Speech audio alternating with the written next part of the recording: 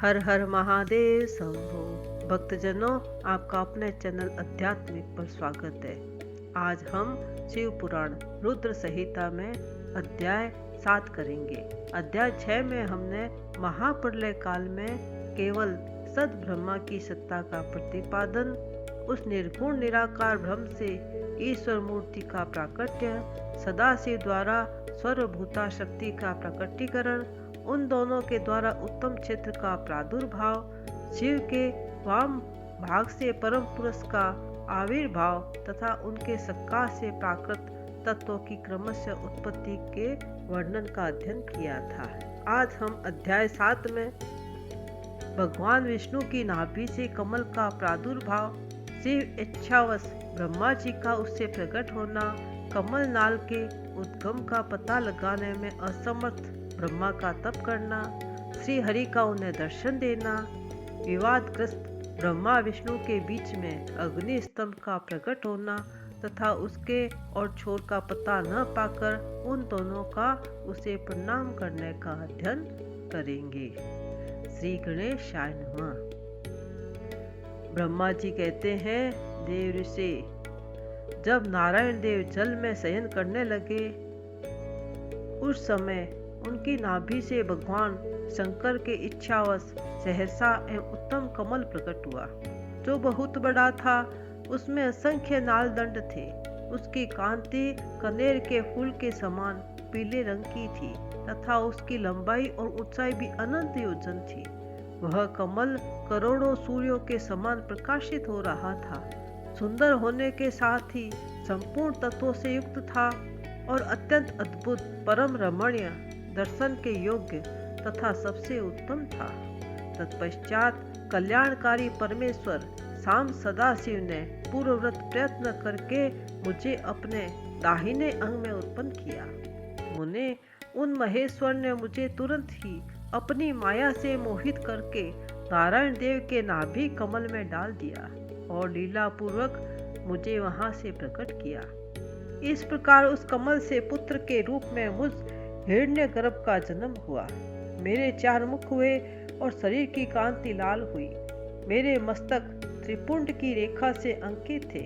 7 भगवान शिव की माया से मोहित होने के कारण मेरी ज्ञान शक्ति इतनी दुर्बल हो रही थी कि मैंने उस कमल के सिवा दूसरे किसी को अपने शरीर का जनक या पिता नहीं जाना।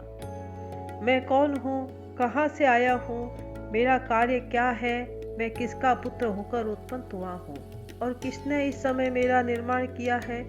इस प्रकार संशय में पड़े हुए मेरे मन में यह विचार उत्पन्न हुआ, मैं किस लिए मोह में पड़ा हूँ। जिसने मुझे उत्पन्न किया है उसका पता लगाना तो बहुत सरल है। इस कमल पुष्प का जो पत्रयुक्त नाल है उसका उद्गम स्थान इस जल के भीतर नीचे की ओर है। जिसने मुझे उत्पन्न किया है वह पुरुष भी वही होगा, इसमें संशय नहीं है। ऐसा निश्चय कर मैंने अपने को कमल से नीचे उतारा। मुने, मैं उस कमल की एक नाल में गया और सैकड़ों वर्षों तक वहां भ्रमण करता रहा, किंतु कहीं भी उस कमल के उद्गम का उत्तम स्थान मुझे नहीं मिला। तब पुनः संशय में पड़कर मैं उस कमल पुष्प पर जाने को उत्सुक हुआ और नाल के मार्ग से उस कमल पर चढ़ने लगा। इस तरह बहुत ऊपर जाने पर भी मैं उस कमल के कोष को न पा सका। उस दशा में मैं और भी मोहित हो उठा। मुने, उस समय भगवान शिव की इच्छा से परम मंगलमयी उत्तम आकाशवाणी प्रकट हुई, जो मेरे मोह का विध्वंस करने वाली थी। उस वाणी ने कहा, तपस्या करो। उस आकाशवाणी को सुनकर मैंने अपने जन्मदाता पिता का दर्शन करने के लिए उस समय पुनः प्रयत्न पूर्वक 12 वर्षों तक घोर तपस्या की।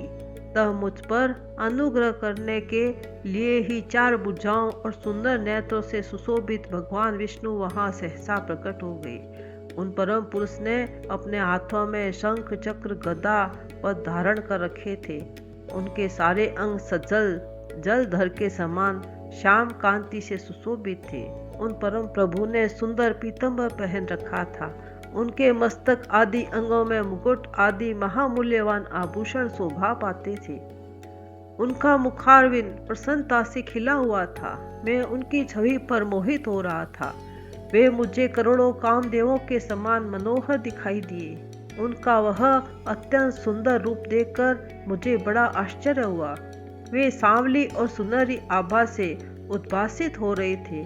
उस समय उन सत्व रूप सर्व आत्मा चार भुजा धारण करने वाले महाबाहु नारायण देव को वहां उस रूप में अपने साथ देखकर मुझे बड़ा हर्ष हुआ। तदंतर उन नारायण देव के साथ मेरी बातचीत आरंभ हुई। भगवान शिव की लीला से वहां हम दोनों में कुछ विवाद छिड़ गया। इसी समय हम लोगों के बीच में एक महान अग्निस्तंभ, यहाँ अग्निस्तंभ किसको कहा गया है? ज्योतिर्मय लिंग को। जो शिव जी का ज्योतिर्मय लिंग है उसको अग्निस्तंभ कहा गया है। अग्निस्तंभ प्रकट हुआ।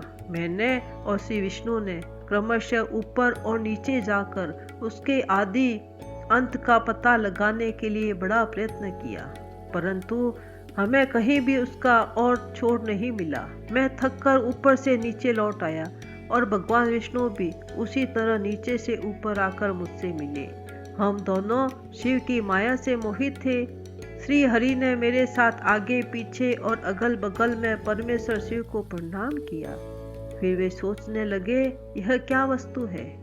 इसके स्वरूप का निर्देश नहीं किया जा सकता, क्योंकि न तो इसका कोई नाम है न कर्म ही है। लिंग रहित तत्व ही वहाँ लिंग भाव को प्राप्त हो गया है। ध्यान मार्ग में भी इसके स्वरूप का कुछ पता नहीं चलता। इसके बाद मैं और श्री हरि दोनों ने अपने चित्त को स्वस्थ करके उस अग्नि स्तंभ को प्रणाम करना आरंभ किया। हम दोनों बोले, महाप्रभु, हम आपके स्वरूप को नहीं जानते। आप जो कोई भी क्यों न हो, आपको हमारा नमस्कार है। महेशान, आप शीघ्र ही हमें अपनी यथार्थ रूप का दर्शन कराइए। मुनि श्रेष्ठ इस प्रकार अहंकार से आविष्ट हुए। हम दोनों ही वहां नमस्कार करने लगे। ऐसा करते हुए हमारे 100 वर्ष बीत गए। इति श्री रुद्र संहिता का अध्याय 7 संपूर्ण। हर हर महादेव शंभो। भक्तजनों, आपको आज का अध्याय अच्छा लगा हो, कुछ जानकारी मिली हो तो मेरे इस चैनल को सब्सक्राइब कीजिए, शेयर कीजिए।